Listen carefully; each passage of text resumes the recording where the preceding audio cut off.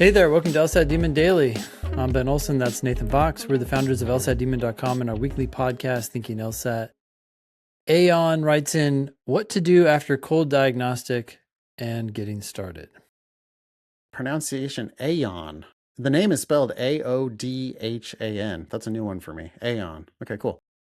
What to do after cold diagnostic / getting started. Hey guys, hope you're doing well and was wondering if I could get some advice regarding the start of my LSAT journey. I finished undergrad last month and I'm now working full-time with a plan of using my evenings to study.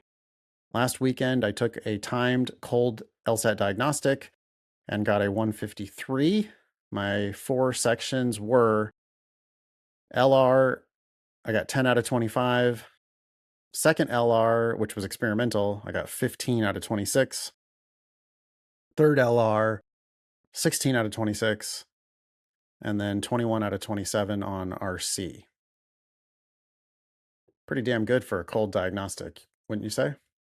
That's the diagnostic I got when I started studying for the LSAT long ago. Nice. Yeah. So Ben made 20 points of improvement. I see no reason why Aon can't make 20 points of improvement using vastly better tools. 23, but yeah. Not that we're counting. No, 20 something. I mean, yeah. We kind of expect 20 something points these days. Yeah. Right? Like the tools are amazing. Mm-hmm. The test makes sense if you take the time to make sense of it. Yeah. If you start as high as 153, I would expect you to finish in the 170s. Yeah. Anyway, Aon continues. The day after taking the test, I did a review and wrote down some trends and types of questions that I noticed myself consistently struggling with. I was wondering if you guys had any advice on where to go from here. It seems like everyone has a lot of info, which is awesome, but also makes me a bit hesitant on where to get started, as I don't want to start studying incorrectly. I have a fairly strong reaction to that.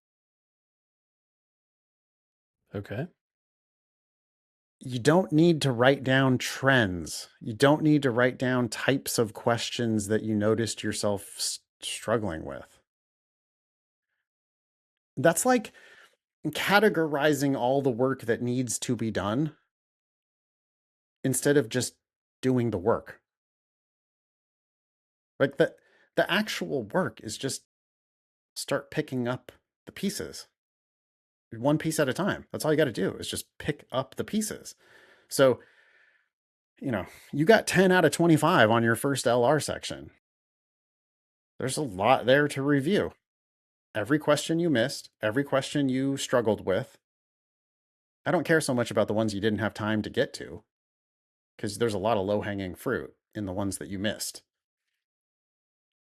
But if you just review your mistakes, that's all you need to do. And instead, Aon is like getting flummoxed by, I wrote down, I'm struggling on necessary assumption questions. And, everyone has a lot of info, but you don't need info. You need explanations of the one question you missed. And then another one after that. Anyway, Aon continues, I'm not in a rush to take the LSAT as I only want to take it once.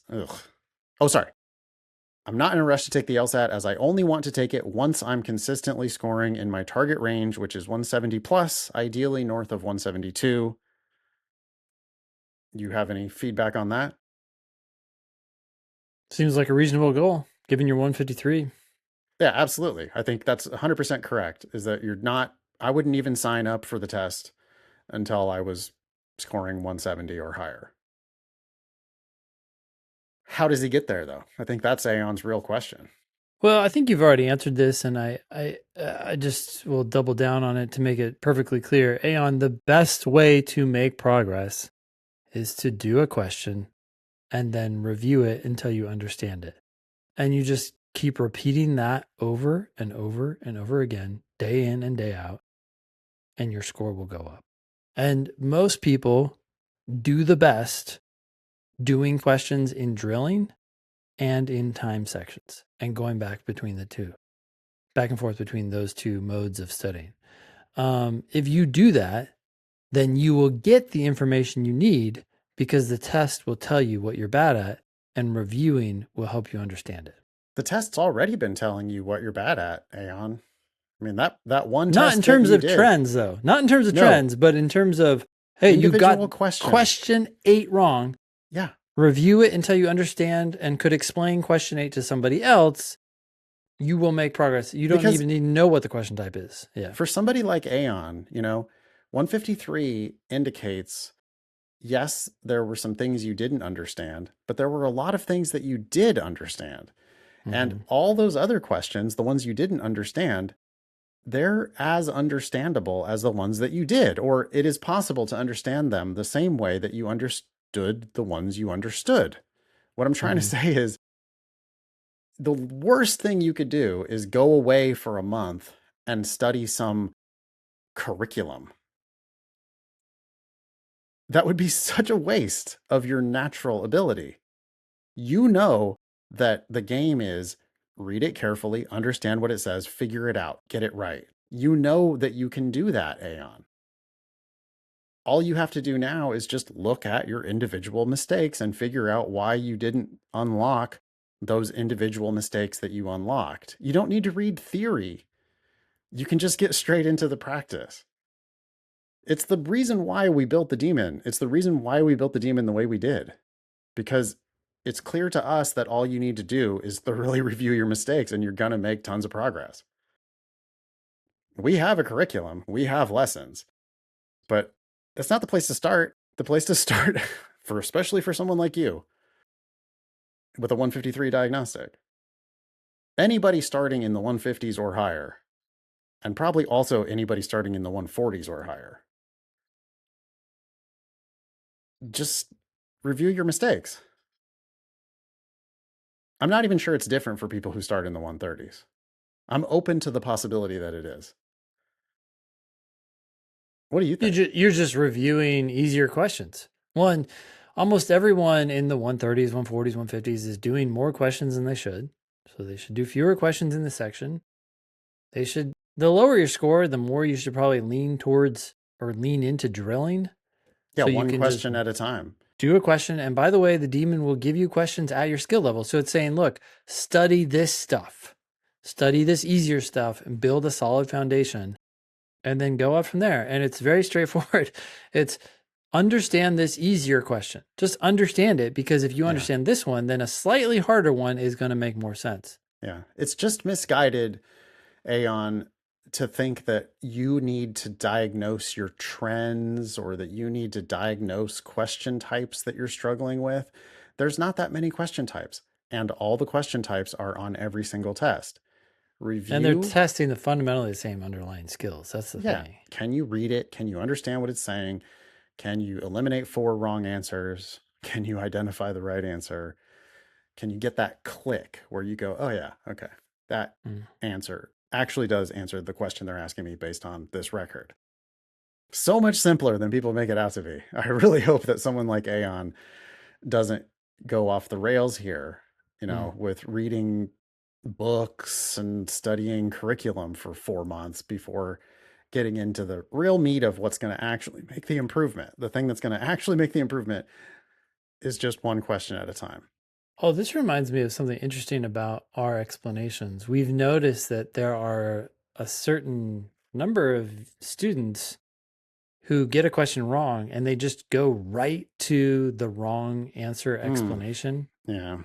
And there's a lot of value, Aeon, in reading the entire explanation or watching the entire video, because a lot of the lessons that everybody's looking for in this other outside curriculum are actually baked into, oh, if I read from the beginning, I see this is how I should think about the passage. This is how I should think about the question. This is the prediction I should make before I even go into the answers. All that's getting lost if you just say, oh, I picked C and C is wrong, so let me go see why C is wrong. You're missing missing a lot of lessons that are baked into that example. Yeah, it's funny because there is a certain type of student who insists that that's all they need to know is why is C wrong. And it's like, well, hold on a second. Let's make sure you understood the record, because if you understood the record and you understood the conclusion that they were reaching from that record, if we really understood all that, we might have a common sense objection or observation, like, hey, your evidence is over here, but your conclusion's way over here, and how do you get from this to that? There's all kinds of barriers in between this and that. And that's just like from only reading the argument, you already have that type of an objection. And it's like, that's why the correct answer is so clearly right. Why is your answer wrong? Because it doesn't say that. It's not like the obvious glaring problem with the argument. Yeah. So no trends, no wrong answer journals. You don't need to bother figuring out what types of questions you're struggling at. What are there? 12 types of questions? Something like that. They appear on every test. Maybe. If you sit down and drill for an hour, you're going to pretty much see every type of question. Yep. Just get to work reviewing your mistakes. You'll realize that the question types are very secondary to just reading and understanding and solving each question. Okay. Thank you, Aon. Email daily at lsatdemon.com if you would like to ask us a question or share some LSAT or law school admissions news. Thanks for listening.